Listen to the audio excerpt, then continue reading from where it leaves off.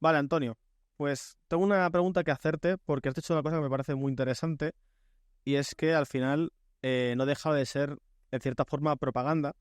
Y una de las cosas que a mí más me llaman la atención sobre este fenómeno es que fuera sobre una cultura como es el Imperio Romano, ¿no? Que ya tenían sus propias deidades establecidas, sus propios héroes, tenían personajes muy épicos en su propia mitología. ¿Cómo puede ser que la figura de Jesús, por muy magnificada que estuviese, pudiese conquistar todos aquellos grandes héroes, todas esas grandes leyendas, todas esas grandes deidades que contenían el Imperio Romano y luego posteriormente otras culturas como las celtas, vikingas, etcétera?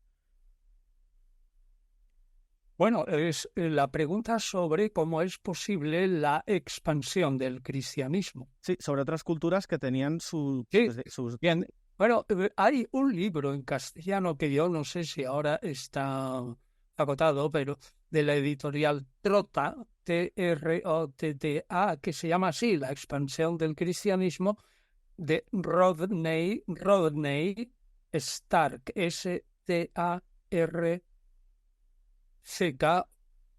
Stark. Ese individuo explica el porqué y dice, realmente, como otros muchos sociólogos, que el cristianismo lo que triunfa lentamente, tarda unos 400 años en triunfar, es decir, que no triunfó en 2 días, a una velocidad desde 120 seguidores de Jesús, según Hechos de los Apóstoles 1:14, reunidos en Jerusalén, hasta ser el 20% del imperio en la época de Constantino, en torno al concilio de Nicea, 325, el 20%. ¿Cuánto se calcula que tenía el imperio en aquel momento? Entre 60 y 65 millones, ¿no? El 20%, no, 6, 12, pues no sé, pues lo que sé, le tienes que quitar 12 o algo así, ¿no? O más, bueno, no sé cuántos serían, pues 10 millones o algo así, Mm. ¿vale? Y dice Rodney Stark, el cristianismo creció a un 40% de miembros cada 10 años. Repito, 40% cada 10 años, cada década un 400, un 40%. No, es decir, que en 10 años de 120 había pues 42, 43 cristianos más. Y dice, oiga, es que eso es lo que el crecimiento de los mormones, esto ya lo he explicado en otros sitios, en el siglo XIX, en Utah, ese estado de Estados Unidos, sí, estados de los Estados Unidos, cuya capital es Salt Lake City, ¿no? Y ese es más o menos el, la expansión de los árabes con el Islam. Sí. Es incluso más del 40% por década. Entonces, ¿qué? ¿El Espíritu Santo intervino en el cristianismo, intervino en los mormones e intervino también en el Islam? ¿O eso se debe a alguna cosa explicable sociológicamente? Naturalmente, desde el punto de vista de un historiador, a razones sociológicas. Bueno, pues las razones sociológicas se deducen cuando miras y estudias detenidamente cuáles eran las condiciones religiosas del Mediterráneo oriental, donde está situado Israel y Grecia y la actual Turquía, que antes era parte de Grecia, toda la zona que era, bueno, y hasta Sicilia, la Magna Grecia Sicilia, y luego la parte de Jonia, que es la franja amplia de la actual Turquía hacia el Mediterráneo. Bueno, pues allí había una mayoría que no les importaba nada la religión, otra mayoría pues que eran paganos, pero había una minoría que estaba dispuesto a dejarse hasta las pestañas, es decir, gastarse todo el dinero para lograr la salvación de su alma. Partiendo del supuesto que el alma era la gente espiritual, ya según la filosofía de Platón, que estaba muy difundida en el pueblo, y las creencias de los cultos de misterio, el alma era inmortal. Lo pensaban muchísimos griegos, pero no conseguía la inmortalidad, porque el hado hacía que te reencarnaras una y otra vez y una y otra vez. Había que conseguir la inmortalidad. Y entonces esa gente estaba dispuesta a pagar lo que fuera por conseguirlo. Esa es una minoría. Y entonces a esa minoría, no la comunidad de seguidores judíos que estaba concentrada en Jerusalén hasta la guerra del 70, sino a partir de los viajes y las misiones de Pablo, Pablo les oferta un ofrecimiento de salvación, transformando a Jesús de un Mesías judío en un Salvador universal. Sí, lo transforma. Y entonces dice a su público, que son primero judíos y luego un público fácil de contestar, porque los primeros que se contestan son paganos que van los sábados a la sinagoga, es decir, que ya se sienten atraídos previamente por el judaísmo y que les llamamos los temerosos de Dios.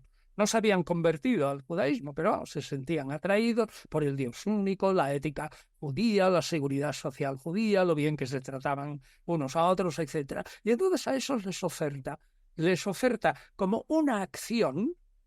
Yo esto lo explico en el último capítulo de mi obra, Guía para entender el pensamiento, para entender a Pablo de Tarso, una interpretación del pensamiento paulino. Pues hay un capítulo que dice, ¿por qué triunfó Pablo? Pues Pablo triunfó porque ofrecía una acción que costaba algo. ¿Qué costaba? Pues hombre, dejar los dioses tradicionales, a veces dejar a tus amigos y a tu familia. ¿Pero qué te ofrecía? Por medio del bautismo y la Eucaristía, una salvación absolutamente segura. Y encima, gratis. Claro. Gratis. Esa es la base.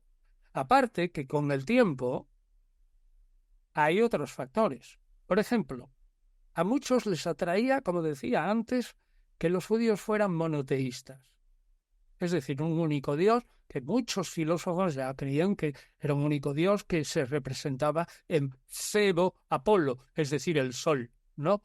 Febo Apolo, el sol. Era una representación de una divinidad única. Además, estaban convencidos totalmente de que se podía comulgar, es decir, comunicarse con unas divinidades que de alguna manera habían muerto y resucitado. Y pagaban cualquier cosa. Son los cultos de misterio por lograr esa especie de muerte y asegurarte la resurrección, que no quiere decir otra cosa que hacer efectiva la inmortalidad de tu alma. Pero es que resulta que eso te lo ofrece el cristianismo, todo. Y no tienes que ir a los cultos de misterio, no tienes que gastarte el dinero. Con el bautismo y la Eucaristía, pues ya además los paganos como tal, cuando se convierten a Jesús el Mesías, no tienen que hacerse judíos. Ojo, esto es muy importante y la gente esto no lo suele distinguir. Es decir, un pagano, de esos que iban a la sinagoga y que no se convertían al judaísmo porque tenían que circuncidarse y con un cuchillo de sílex, y luego iban a un baño público y veían el pene así acuchillado con un cuchillo, la gente se reía. Mira, tienes aquí un judío y tal, igual, y se mofaban de él, ¿no? Pues porque la circuncisión no era con un bisturí, sino con sílex, con un cuchillo. O sea, era una cosa terrible. Bueno, pues entonces, vale. Hombre, aunque el Moel, el circuncidador, solía tener una práctica, pero vamos, de todas maneras, era una salvajada, Claro. porque no se hacía finamente como se hace ahora una cimosis o algo así, se hacía un poco a lo bestia. Bueno, pues le dice Pablo, no, el Salvador de todos es el Salvador de los judíos y de todos los hombres en potencia. Pero tú no tienes que circuncidarte y no tienes que cumplir una parte de la ley de Moisés, los alimentos y la pureza ritual, que eso es solo para los judíos, para el pueblo elegido. Y además yo te digo, los judíos creen que ellos irán al cielo, pero a un cielo maravilloso. Y que tú, en todo caso, le vas al cielo, y yo lo que suelo decir es la representación del teatro. Si tú vas al patio de butacas y allí te sirven además una copa de champán y tal, y el otro que no tiene dinero para el gallinero arriba del todo que le cuesta, si abajo vale 300 euros, arriba le cuesta 30, 40 euros y tal, y se tiene que ver la ópera desde el gallinero. Y dice Pablo, no. A estos pocos gentiles, es decir, paganos que se conviertan, van a ir al cielo, al patio de butacas. Bueno, los judíos montaron en cólera. Evidentemente, o sea que nosotros tenemos que cumplir 613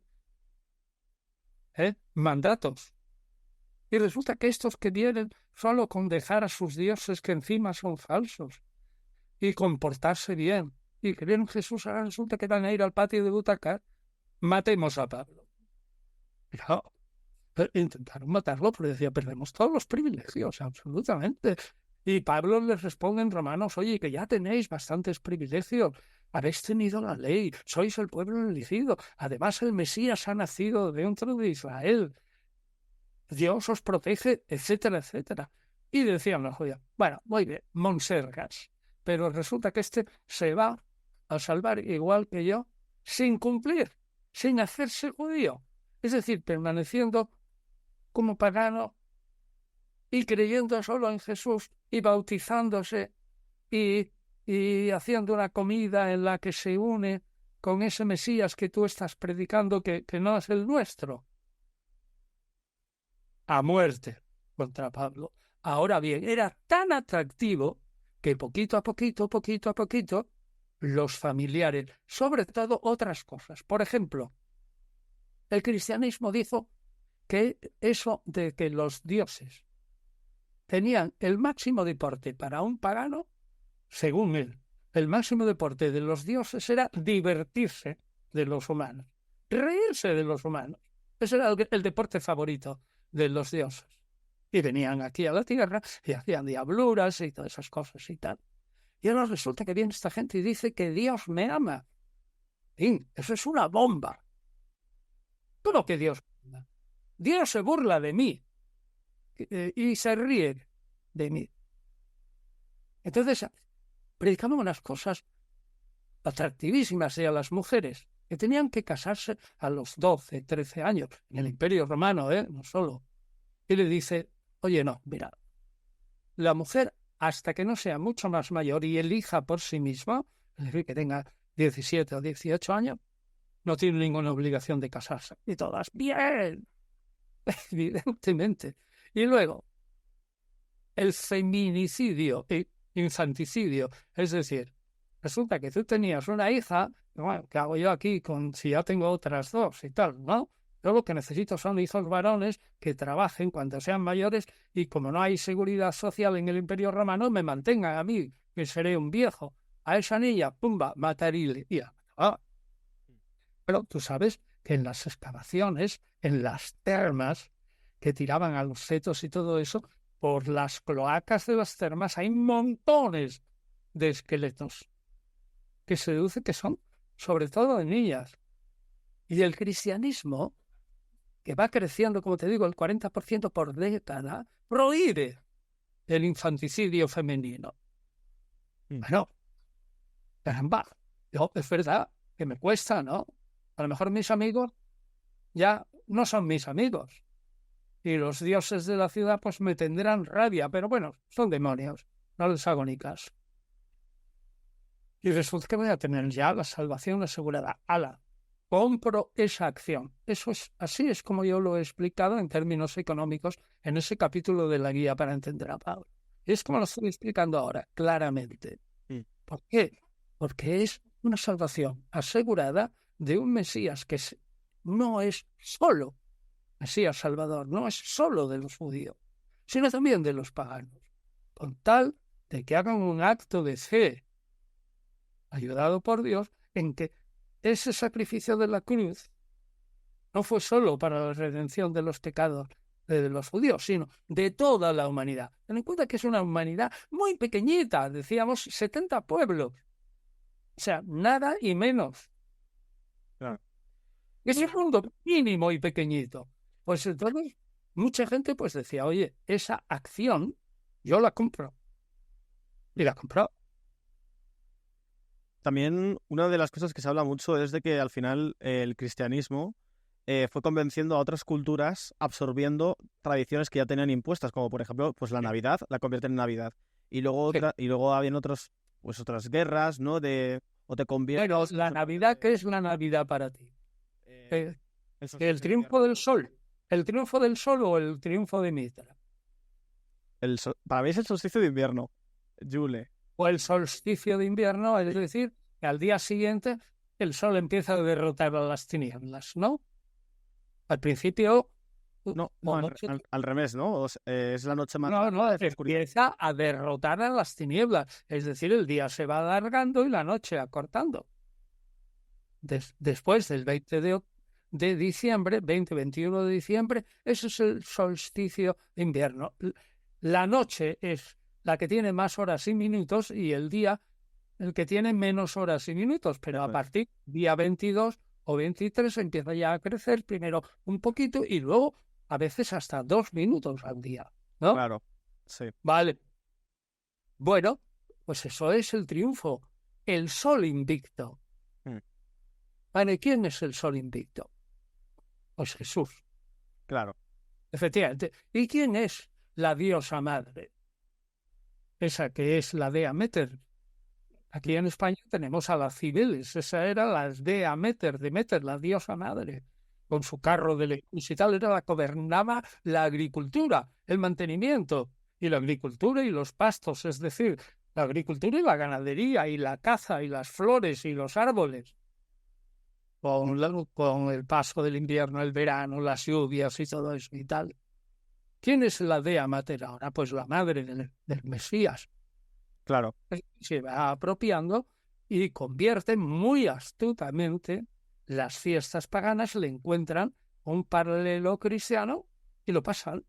Es una manera estupenda de decir, oye tú, paganito, vas a tener las mismas fiestas, Mm. solo que ahora el significado es diferente.